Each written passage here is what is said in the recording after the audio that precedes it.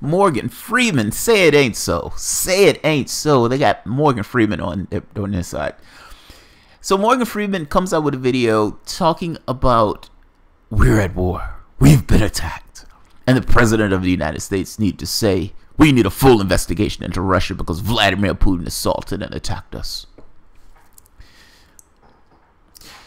Back during, I think it was during the 60s or 70s, the CIA came out with Operation Mockingbird. Operation Mockingbird was this idea of whether they could change the ideas of the American public by essentially greasing the palms of people who are in political, not necessarily in political circles, but just in everyday circles.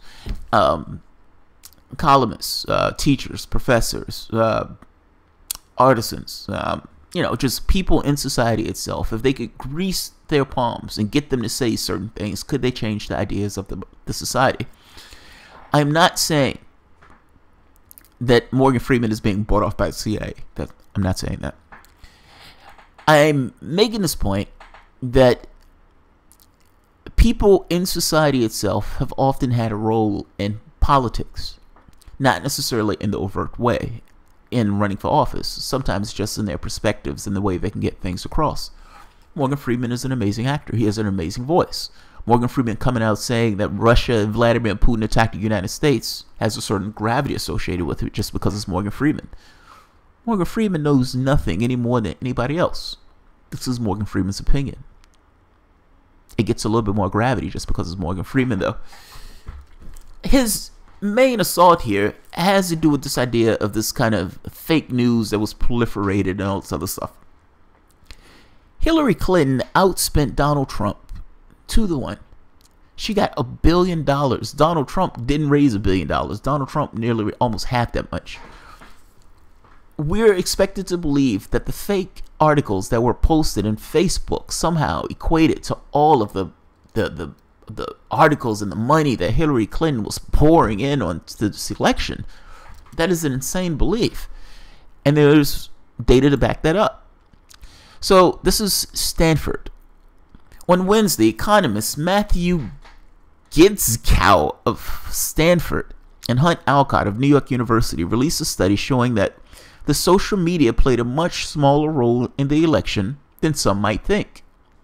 A reader of our study could very reasonably say, based on a set of facts, that it is unlikely that fake news swayed the election.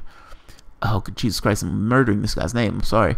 Gitzkow, an economics professor and senior fellow at the Stanford Institute for Economic Policy Research. But that conclusion ultimately depends on what the reader thinks is a reasonable benchmark for the persuasiveness of an individual fake news story, he said. The timing and working of the paper, social media and fake news in 2016 election is critical of Trump's victory had been doggedly. It's critical. Trump's victory has been dogged by claims the fake news story, including false news reports that Hillary Clinton sold weapons to ISIS and Pope endorsed Trump, altered the outcome. Facebook and other social media sites have also come under attack for allowing fabricated news stories to circulate unchecked on their platforms. There are lots of pieces to this puzzle set, Gaskow. I'm sorry. Referring to the impact of social media on the election. Social media is important, but not dominant. In the study, the two analyzed, I'm sorry, I'm not even going to try it. The two authors analyzed 3 sets of data. The first tracked the amount of traffic on news websites that directed social media.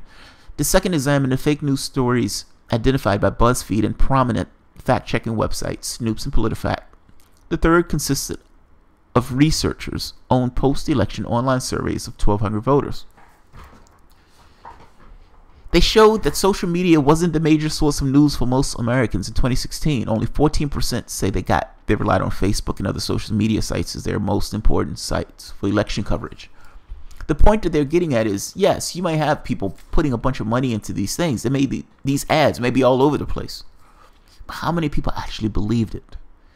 Meaning, there was a number of people that saw it. There was a fraction of that actually believed it. And compared to the ads that Hillary Clinton was putting in the media and these other sources of media, it in no way swayed the election. It in no way swayed the election. Mind you,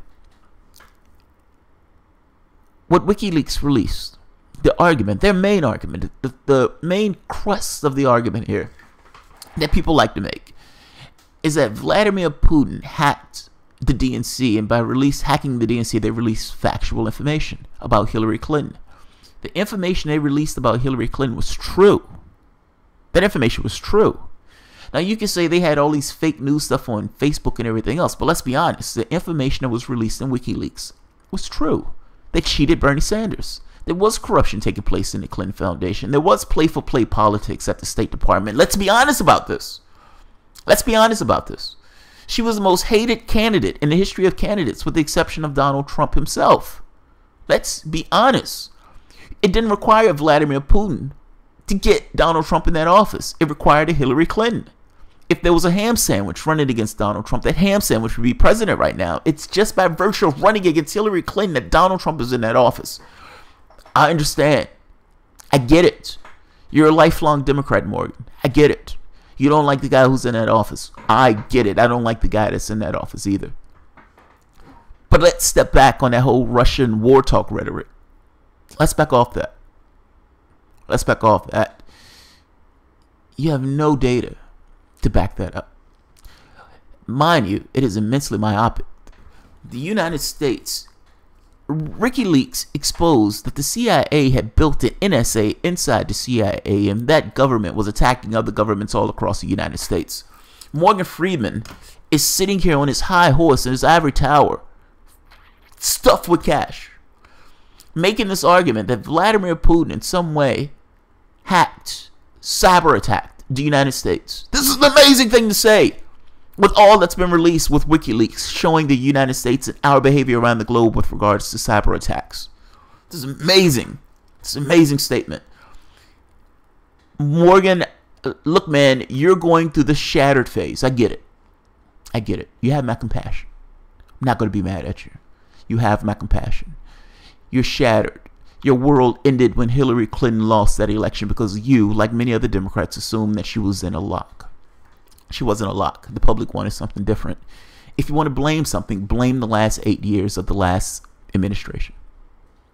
If you want to give 95% of the wealth to the top 1% when a country is hurting, that country is going to look for somebody else. The other people failed them. You had Donald Trump who was talking about the economy. The other people weren't. Everybody else was just talking about Donald Trump.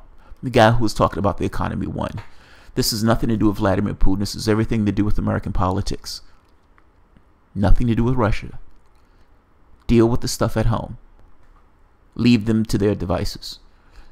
You have my compassion. I'll leave it at that.